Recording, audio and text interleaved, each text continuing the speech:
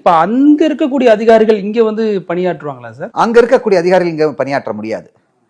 நேபாளுக்கு வந்து Royal Nepal army இருக்குது. நேபாளுக்குன்னு ஒரு ஆர்மி இருக்குது. அந்த ஆர்மிலையும் கோர்காஸ் இருக்கிறாங்க, அந்த ஆர்மியில சோல்ஜர்ஸ் இருக்கிறாங்க, அந்த ஆர்மியில அதிகாரிகள் இருப்பாங்க, அந்த ஆர்மியில சீஃப் ஆஃப் ஆர்மி ஸ்டாஃப் இருப்பாரு. அதே மாதிரி இந்தியன் ஆர்மிலையும் இந்தியன் சோல்ஜர்ஸ் ஆஃபீஸர்ஸ் எல்லாம் இருக்கிறாங்க. பட் இந்தியன் ஆர்மி உள்ளுக்கு சில கோர்கா யூனிட்ஸ் இருக்குது. அந்த யூனிட்ஸ் வந்து ராயல் நேபாள் ஆர்மிக்கும் அந்த நம்ம யூனிட்டுக்கும் சம்பந்தம் கிடையாது.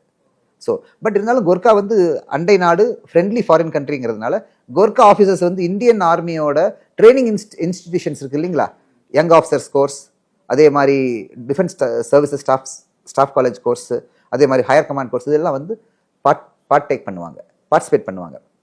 அனதர் ஒரு இன்ட்ரெஸ்டிங்கான விஷயம் என்னன்னா, இந்தியன் ஆர்மி ஜெனரல் இருக்கார்ல, சீஃப் ஆஃப் ஆர்மி ஸ்டாஃப் வந்து honorary chief of Gorkha Nepal army chief. அதே மாதிரி நேபாள் ஆர்மி சீஃப் இருக்கார்ல, அவருக்கு நம்ம ஒரு இந்தியன் ஆர்மியோட ஹானரரி பொசிஷன் கொடுத்துருக்கோம், ஜெனரல் பதவி.